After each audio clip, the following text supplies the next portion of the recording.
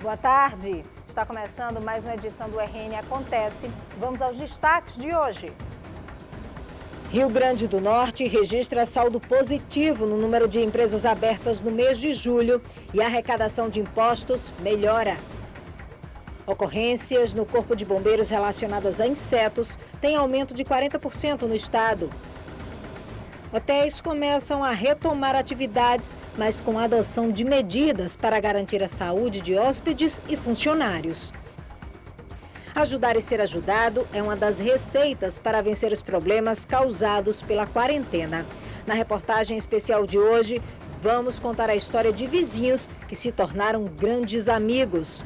E na luta contra o coronavírus, a relação deles passou de vizinhos conhecidos para grandes amigos. Hoje é quarta-feira, 12 de agosto de 2020. O RN Acontece começa agora.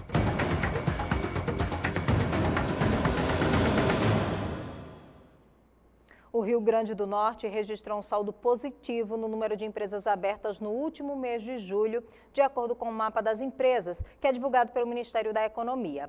Percentualmente, o estado teve o segundo maior crescimento de novos negócios do país.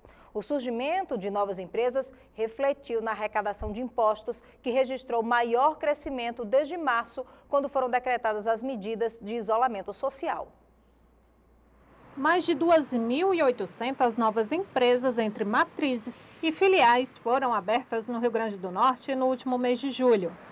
O crescimento de novos negócios foi de 12,51%, o segundo maior do país. Somente Alagoas, com 19,82%, obteve números superiores. Em contrapartida, outros 972 negócios tiveram que fechar as portas. Ainda, segundo o mapa das empresas, o estado passou de 232 mil empresas ativas.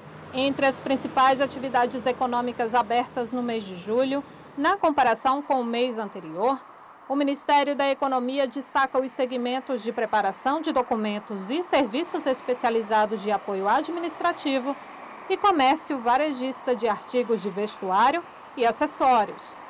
O comércio de produtos alimentícios, como mini-mercados, mercearias e lanchonetes, estão entre os principais negócios fechados no Brasil. No Rio Grande do Norte, o empreendedor levou em média 2 dias e 4 horas para abrir uma empresa durante o mês de julho, 2 horas a menos do que o número registrado em junho. O município de Afonso Bezerra foi o mais ágil nesse aspecto, com o tempo médio de apenas 3 horas para a abertura de um novo negócio.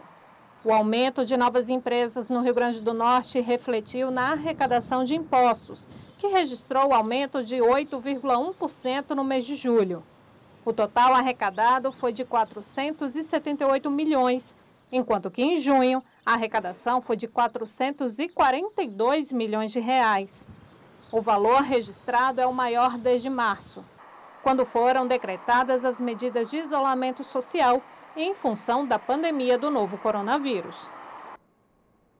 Mais da metade dos hotéis de Natal voltaram a funcionar ou pretendem retomar as atividades até o final desse mês. Os cuidados para garantir a saúde de hóspedes e funcionários foram redobrados. Depois de cerca de 4 meses fechados, os hotéis de Natal começam de fato a reabrir as portas, mas com os cuidados redobrados. Em um levantamento divulgado pela Associação Brasileira da Indústria de Hotéis do Rio Grande do Norte, cerca de 61% dos empreendimentos de Natal informaram que já abriram ou que devem voltar a funcionar até o final deste mês.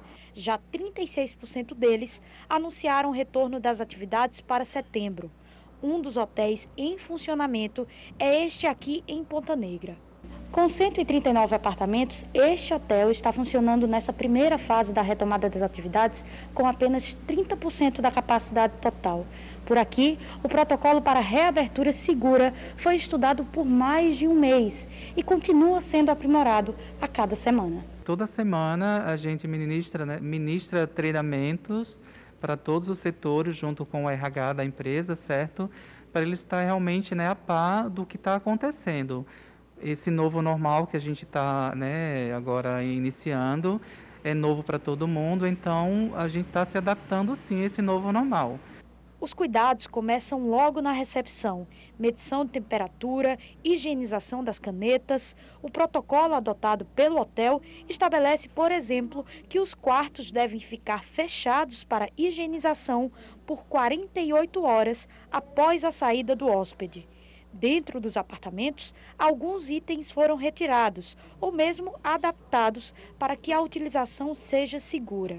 Nas áreas comuns, tudo calculado para que os hóspedes não se encontrem. No restaurante, que está funcionando apenas para o café da manhã, quem está hospedado no hotel deve seguir um único fluxo e utilizar os itens entregues na entrada. Precisamos sim fazer adaptações todos os dias, a gente ainda está fazendo, né? Muita coisa foi removida do apartamento, por exemplo, hoje, né, a gente está com o frigobar desabastecido, para a gente ter esse cuidado de higienizar todos os itens, né? Esses itens eles ficam na recepção. Criamos um informativo com QR Code, onde consta lá, né, o hóspede acessando através do seu celular, tem um QR Code do frigobar, ele vai ter acesso a todos os itens, e ele liga no ramal 9, que é o ramal da recepção, pede o que ele quer do cardápio, a gente higieniza e o mensageiro deixa no apartamento. A nossa academia também já está funcionando. O hóspede precisa agendar o horário, né, na recepção.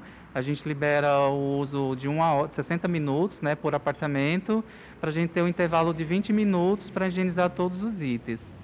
O protocolo também garante a adoção de medidas para a segurança dos funcionários. De acordo com a ABIH, o Rio Grande do Norte foi o primeiro destino do Brasil a receber o certificado internacional de destino seguro pelo Conselho Mundial de Viagens e Turismo. O selo anima o setor e atrai turistas.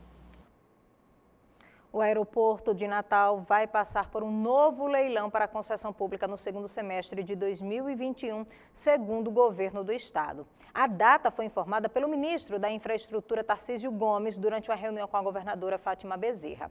E a partir de novembro, a operacionalização da torre de controle do terminal vai passar a ser realizada pela Força Aérea. Entre as justificativas apresentadas pela Inframérica para a devolução do aeroporto Aloysio Alves está o baixo tráfego de passageiros. A Federação das Indústrias do Rio Grande do Norte, empresários e universidades, gestores públicos estão discutindo a elaboração de um plano de retorno pós-pandemia. No mês de maio, a Fierne apresentou à sociedade e aos gestores públicos o plano de retomada gradual da economia. Plano que veio a ser utilizado pelo governo do estado e também pelas prefeituras para embasar os diversos decretos que autorizaram a retomada das atividades econômicas por todo o estado. Com a finalização das etapas da reabertura do comércio, a federação volta a discutir como será o futuro e já trabalha articulando empresários, universidades e gestores públicos para elaborar um plano pós-pandemia. O que a Fierne pretende nessa nova fase é articular essas forças e oferecer ao empresário do Rio Grande do Norte ou de qualquer outro lugar do mundo, porque o programa vai estar na internet, aberto, em breve, dentro de breve prazo ele vai estar inclusive em inglês, permitindo que você possa acessar de qualquer lugar do mundo qual é o momento que o Rio Grande do Norte está vivendo, quais são os seus potenciais, o que é oferecido para o empreendedor que chegue por aqui. E, por falar nisso, não é preciso lembrar que nós vivemos um momento de uma gravíssima crise fiscal no país, mas também, principalmente, no Rio Grande do Norte. Então, não é razoável que você fique esperando que o governo venha fazer os investimentos, mas que o empresário descubra os caminhos e que o governo venha apenas a pontualmente apresentar aquela atividade onde ele é insubstituível. A Fierne já está articulando o diálogo entre as partes e pretende lançar o novo plano em um mês. O coordenador do Mais RN destaca que, para elaborar o planejamento, a valorização da vida sempre será a prioridade.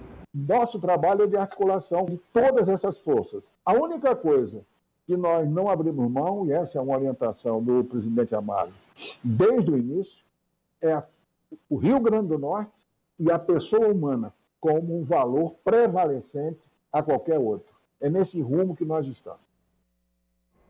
No próximo bloco, você vai ver na reportagem especial de hoje a história de vizinhos que se tornaram grandes amigos durante a quarentena. Nós voltamos daqui a pouquinho.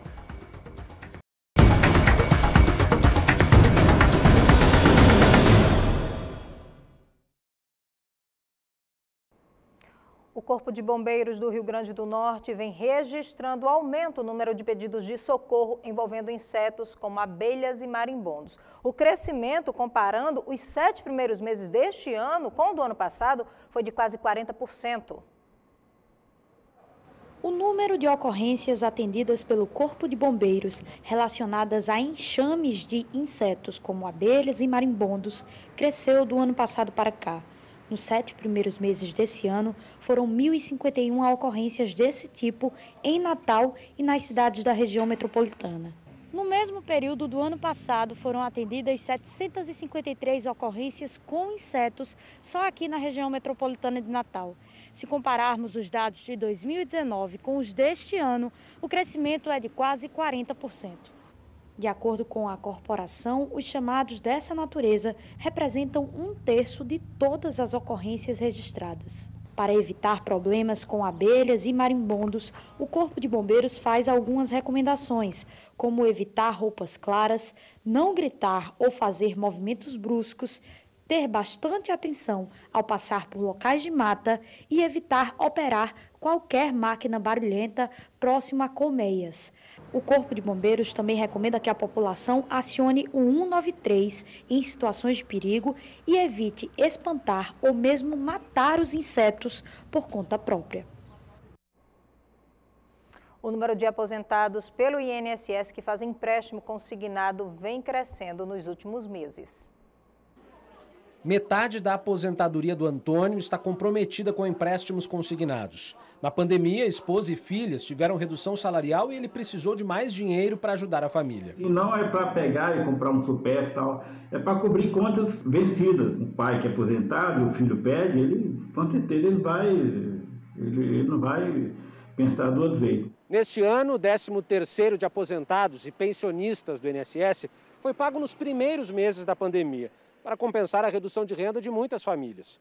Mas o socorro não foi suficiente. Dados do Banco Central mostram que os beneficiários da Previdência Social tiveram que recorrer com mais frequência a empréstimos com desconto em folha. O volume de novas contratações, que foi de 37 bilhões nos primeiros 6 meses em 2019, subiu para 46 bilhões no mesmo período de 2020, aumento de 25%. Algumas regras do empréstimo com desconto no benefício foram alteradas e valem até o fim do ano. A taxa mensal de juros não pode passar de 1,8%. O número máximo de parcelas mensais foi ampliado de 72 para 84 meses. E o primeiro pagamento pode ser feito em até 90 dias. É um momento de se tomar muito cuidado, porque esse parente que eventualmente perdeu o emprego, que está sem renda, que precisa de um apoio, de um auxílio e que recorre ao aposentado, ele provavelmente vai ter dificuldades de honrar esse empréstimo. Ajudar e ser ajudado é uma das receitas para vencer os problemas causados pela quarentena. Na reportagem especial de hoje, a história de vizinhos que se tornaram grandes amigos.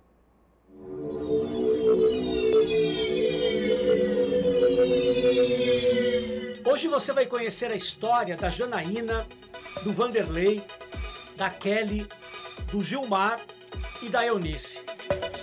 Eles moram aqui nesse prédio e na luta contra o coronavírus, a relação deles passou de vizinhos conhecidos para grandes amigos.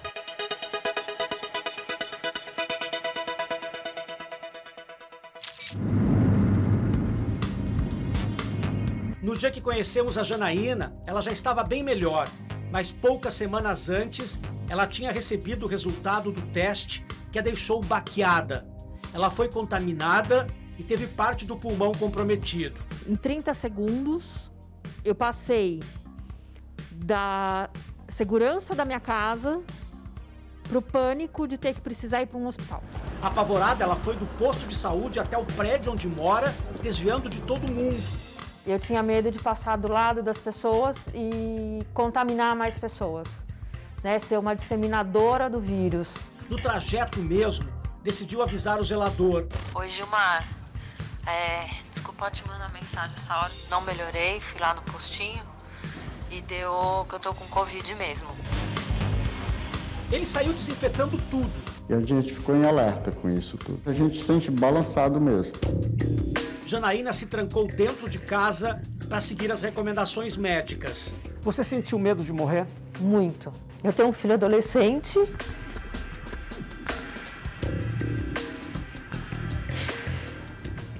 Como é que ele ia ficar?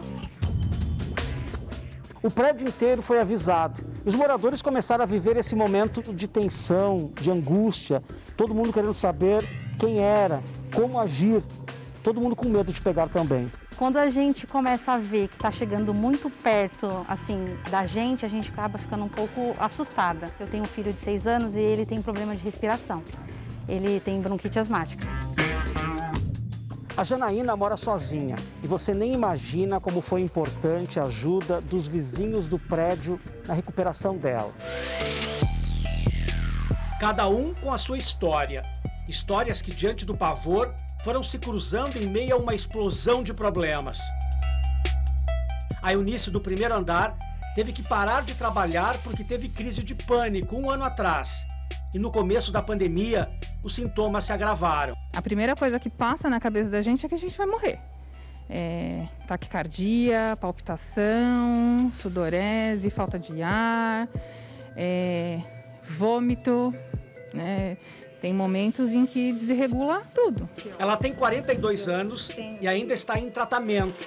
Mas acredite, Eunice reuniu forças para se proteger e ajudar a vizinha. Você imagina uma pessoa com corona, sozinha em casa, desesperada, porque você não sabe como vai ser, né? Então eu acho que a gente, enquanto ser humano, tem que apoiar. Eu tinha feito uma carninha de panela gostosa, mandei um feijãozinho.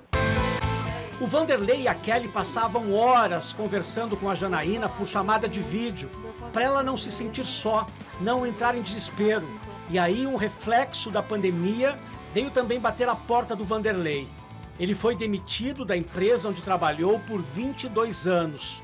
Eu pensei assim, eu estou ajudando tantas pessoas, né? E agora eu me vejo do outro lado, eu precisando de ajuda, né? A gente sente, lógico, que o chão abriu, né? Porque foi muito tempo, né? Em todo esse tempo da minha vida eu nunca fiz um currículo, eu estou fazendo um currículo agora. Daqui para frente eu tenho que repensar a minha vida. Agora, mais amigos do que nunca, eles lutam contra um vírus e contra as consequências devastadoras da pandemia na vida deles. A psicóloga Rosana Morita diz que todas as pessoas envolvidas nas histórias cruzadas deste prédio saíram ganhando. Você tem um enfrentamento de uma crise pessoal e quando você vai ajudar uma pessoa, você acaba também desfazendo aquele tema central da sua vida e colocando um outro tema que traz um propósito. Isso pode realmente te ajudar na sua recuperação.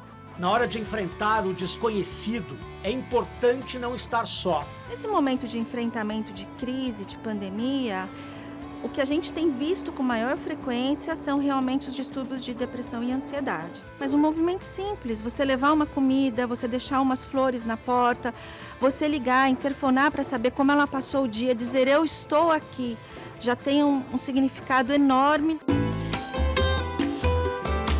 A Eunice agora resolveu mexer com plantas, areia, terra, que é bom para a cabeça dela. Faz bem à saúde, é antidepressivo natural e se você se sujar, faz mais bem ainda, dá leveza.